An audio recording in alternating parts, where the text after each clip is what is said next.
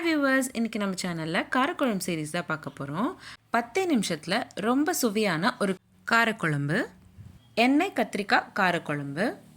பிரேக்ஃபாஸ்ட்க்கு தொட்டுட்டு சாப்பிடவும் லஞ்ச் பாக்ஸ்க்கு எடுத்துகிட்டு போகிறதுக்கும் ஒரு பர்ஃபெக்டான ரெசிபியாக இருக்கும். கண்டிப்பாக ஒரு வாட்டி ட்ரை பண்ணி பாருங்கள். இப்போ வாங்க பார்க்கலாம் எண்ணெய் கத்திரிக்காய் காரக்குழம்பு எப்படி செய்கிறதுன்னு. ஒரு கடாயில் 30 ml போல் எண்ணெய் சேர்த்துக்கிட்டு கூடவே 1 ஸ்பூன் அளவுக்கு கடுகு சேர்த்துக்கோங்க. அடுத்ததாக 5லேருந்து 6 பல் பூண்டு சேர்த்துக்கோங்க. பூண்டு சேர்த்தக்கப்புறம் 2 பெரிய சைஸ் வெங்காயம் நல்லா பொடிசாக கட் பண்ணிவிட்டு சேர்த்துக்கோங்க. வெங்காயம்லாம் நல்லா வதங்குறதுக்கு 2 நிமிஷம் போல் ஆகும். அடுத்ததாக கொஞ்சமாக கருவேப்பிலையும் கொத்தமல்லியும் சேர்த்துக்கணும். கருவேப்பிலையும் கொத்தமல்லி நல்லா பொடிசாக கட் பண்ணிவிட்டு அதுக்கப்புறமா சேர்த்துக்கோங்க. காரக்குழம்புல கொத்தமல்லி சேர்த்துக்கிறப்போ தண்டோடு சேர்த்துக்கோங்க, அப்போ தான் ரொம்ப டேஸ்ட்டாக இருக்கும். அடுத்து 2 பெரிய சைஸ் தக்காளி நல்லா பொடிசாக கட் பண்ணிவிட்டு அதையும் சேர்த்து நல்லா வதக்கிக்கணும். அடுத்ததாக இந்த குழம்புக்கு தேவையான உப்பு சேர்த்துக்கோங்க. நான் இன்றைக்கி 1 ஸ்பூன் அளவுக்கு கல் உப்பு சேர்த்துக்கிட்டேன். நல்லா ஒரு வாட்டி கலந்து விட்டுக்கோங்க. வெங்காயம் தக்காளியில் நல்லா வதங்கினக்கப்புறம் மஞ்சள் காரத்தூள் சேர்த்துக்கலாம்.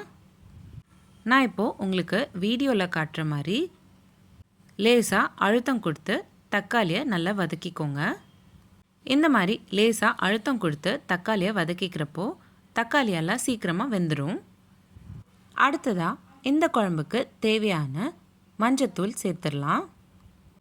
1/4 ஸ்பூன் அளவுக்கு மஞ்சத்தூள் சேர்த்துக்கோங்க. கூடவே 15 கிராம் போல் சாம்பார் தூள் சேர்த்துக்கோங்க. அதாவது 1/2 ஸ்பூன் அளவுக்கு சாம்பார் தூள் சேர்த்துக்கோங்க.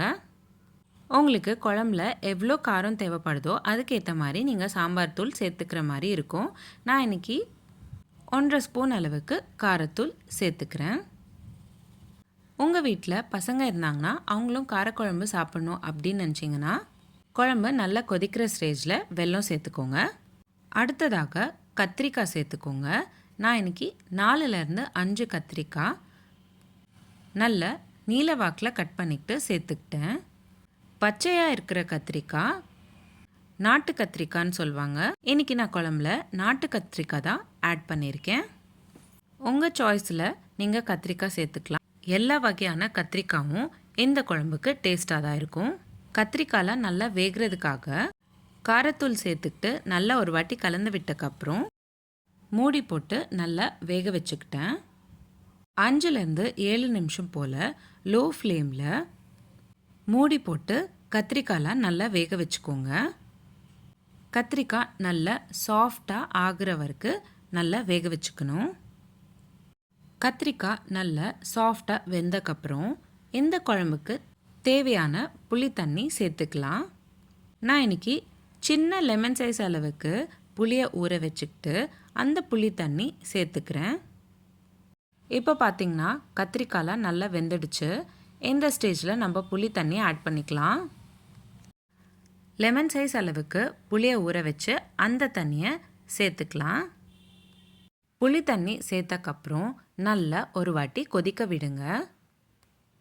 5 நிமிஷம் போல் ஆகும் ஒரு கொதி வர்றதுக்கு. நல்ல ஒரு கொதி வந்தக்கப்புறம் நம்மளோட எண்ணெய் கத்திரிக்காய் காரக்குழம்புக்கு ஒரு சீக்ரெட்டான ஒரு இன்க்ரீடியண்ட் தான் ஆட் பண்ண போகிறோம். அதாவது தேங்காய் பால். 1/4 கிளாஸ் அளவுக்கு தேங்காய் பால் லாஸ்ட்டில் சேர்த்துக்கணும்.